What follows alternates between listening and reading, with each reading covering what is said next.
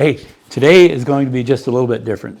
Instead of working on my train layout, I'm going to go with my brother and look at a friend of ours. He has a train layout, and I haven't seen it, have no idea what he's got, so it should be an adventure. So let's go see, and when we get done, I'll come back and we'll talk about it a little bit. Okay, let's go. And this is a GP30 slug, what CCX calls a RDM, a road slug. And it's hooked, the mothership, or the engine behind it, is providing power to the traction motors and the one in the front. That's the theory. But in the actual, in this case, the one in the back is actually a dummy engine, and all it does is it's room for the speaker. That's why the sound is so good on that one. So, I like that sound. Well, that's the advantage, because of you've got all the space inside the engine for a really nice sized speaker. Yeah. And it's got a big speaker I can squeeze into it.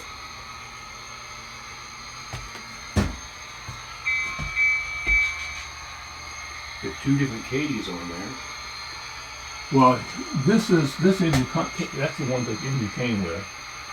This is a scale engine, and this is a after engine.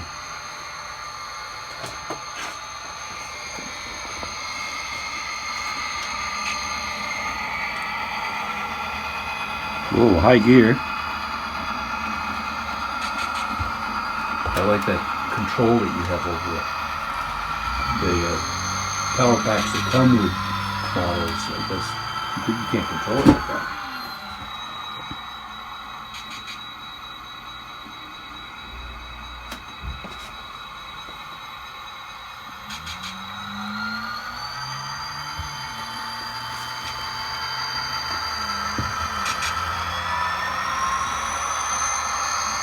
So let's hook up. We're going to hook up, and where are you taking it? Round track.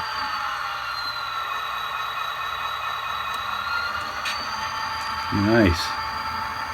Very smooth. I love the control that you have.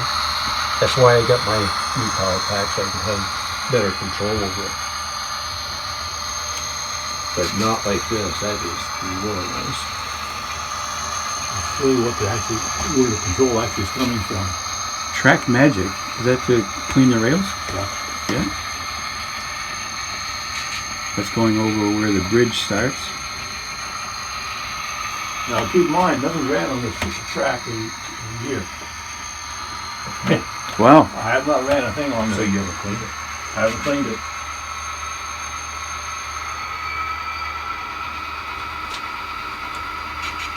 No, I've never seen that happen before. That's because I'm close to it. Let me get out of the way. Hey, blooper. Good blooper.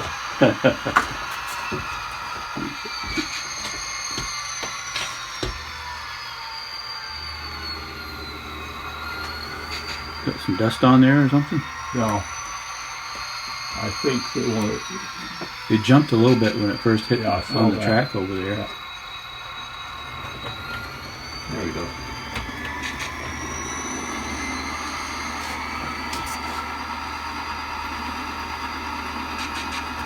Spinning in place.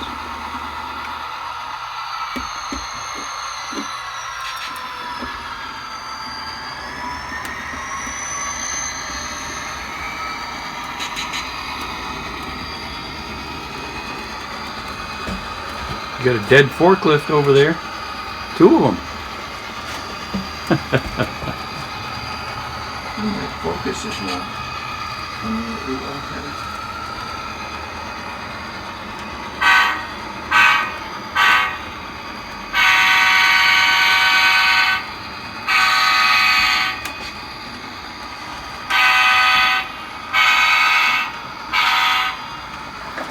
What's powering this is that all that stuff on that shelf right there.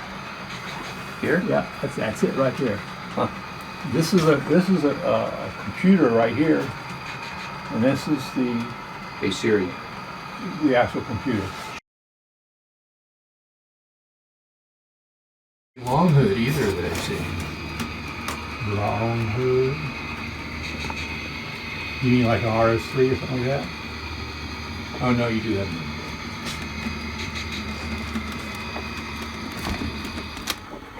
That's why I love it. Starting it up like that. Oh yeah, yeah. Starting sequence.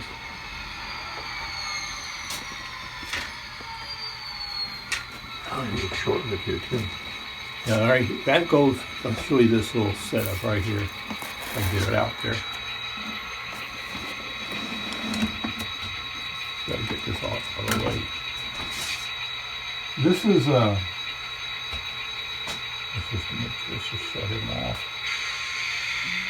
Yeah. This is a hobby town setup. And these three bodies go on this system. Hmm. It has a central motor that powers to this gear train that drives the bottom wheels. And it has a drive line that goes to the rear chassis that drives those wheels, and one that goes to the front and drives those wheels. Huh. So that one motor drives all Oh wow. things. Why do you have it apart right now? I'm changing from an FB1 to the FB2. And these are a little bit bigger. So I'm having to modify the distance between Gotcha. them. Yeah. And I'm changing, going from one decoder to two. I'm putting another sound decoder in here so that they'll have two separate sounds for the so that the engine. So right now you only got the sound of one engine in two places. Right. So when the engine starts up on that, when I get done, you'll have one engine starting up, and then the second engine will be starting up. Don't ask me why. I just something I want to do, so I can do it. I'm going to do Of course you can do it. it. So, and You're an I'm electrical engineer. You should be able to do it, right? So I'm going to simplify some of the wiring. As you can see, it's a nightmare here, because all the wheels pick up current, and so you've got all current pickup, all power pickup. This thing, this is lead weight. This thing weighs a pound. Wow. For each one of Wow. these. I think that's what I figured out. Got some heft to it. This thing will pull the paint off the walls. It's amazing how powerful it is. And it's just. I had gone over to Lindenville and recorded an actual train, No kidding. and I took the sound and in editing I put it to, because I don't have sound like these the DCC, but if I've got two trains running, I can do another track and add sound, so I'll have two different There you trains. go. Yeah. So it's similar to what you're doing. I have never noticed that Yeah. on your. He's got the squeaky brakes and click clack and everything. You've Yeah, got it well- all in there. I do too. You got Oh, squeaky nice. brakes? Yeah. Yeah, I can do the squeaky brakes. I can do the if I can remember what button it is. That's my problem. I can never remember what button it is and where it goes. But the hobby town, they're from the 50s, I think. Huh. And there's a guy who bought the company, and it's called Hobby Town in Boston, and they're still available for sale. They're amazing. So these are all DCC. That's more money than I can afford. You did it as a hobby, or worked at a hobby place, so you're able to get some of Oh these? no, that was long before DCC was even thought about. Oh, okay. And these are all DC. But I buy ready to. They're not DCC when I get them. Oh, these aren't? They weren't. Oh, yeah. You can do that. Yeah. Okay. And I put my own DCC thing in them, except for that one. This was probably the only one I actually paid way way too much for that one. Because that's the only model of a slug ever made. Oh, yeah, yeah. It's DCC, you mean? No, period. Really? Yeah, they came out of that model, and that's So I've been looking at all these trains, CSX, and you know what I run for trains? yeah. Well, you run what the BNSF. that came out of a Oh, yeah. set. Way over there, all alone.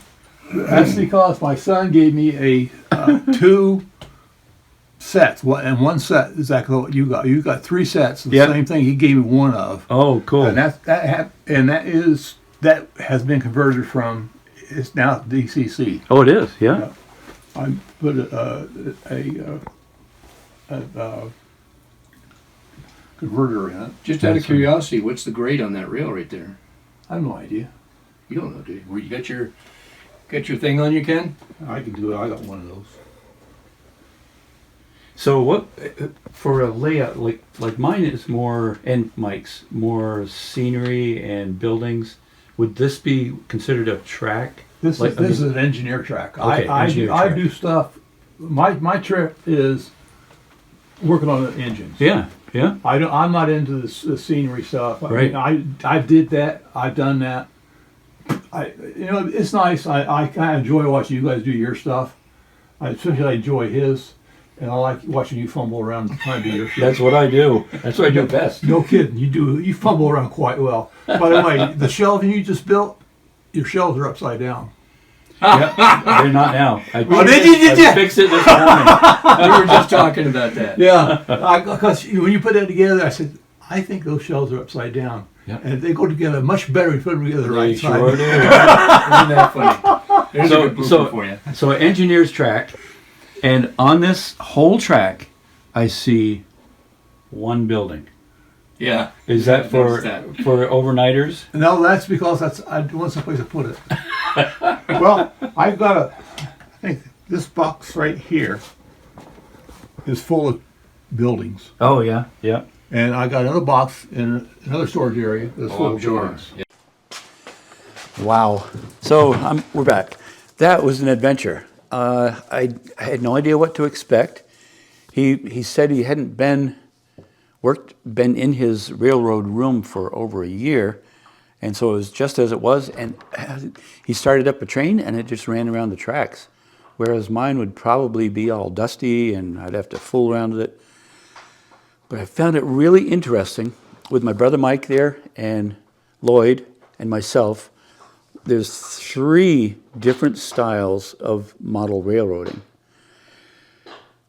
Lloyd is really into the engineering aspect, and so he has an engineering track. It's like a rail yard where it's just a whole bunch of track and a whole bunch of trains. He's got over 100 locomotives, I believe, the DCC and the DC, and I just thought it really fun. That when I was looking, I saw way over in the corner was the BNSF locomotive, like that's all I have. Just cheap starter set. That's the only one he had. His other ones were like really nice ones, and he did a lot of the DCC conversion from DC trains, locos. He had one building set up. He said that's just not his style. That's just not where he's at.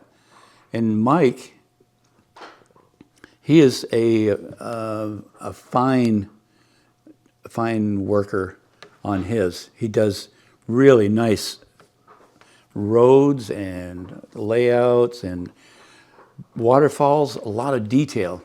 Mine, that'll be coming little by little. I'm more into, quite honestly, I wouldn't mind tearing my layout all apart and just starting a new one. I like to do the initial layout, the building, the framing aspect of it. That's just, I'm a builder, semi-retired, so that's what I enjoy. And I kind of need to leave this one. I can't just keep tearing them apart and building a new one. I want to go the next step and get more detail into it. It was just amazing. All the computer, he has computers and lots of wiring underneath that's all already run. Everything works, but he wants to redo it. And it's similar in that aspect of it. Railroad modeling is just, it's different for everyone. It was a fun trip. I need to get back to work on mine. So thanks for watching this video. It was a little different. I'll have another video coming out soon. The next one is going to be prettying up my layout. I've done one kind of big thing that I'll show you in the next video. And I'm hoping to do some maybe mountain work to tie what was 2 layouts to tie them together. So thanks for watching. Leave a comment, hit the like button, share it. And if you're not a subscriber, I would appreciate it if you would subscribe. It really means a lot to me. Thanks. See you later.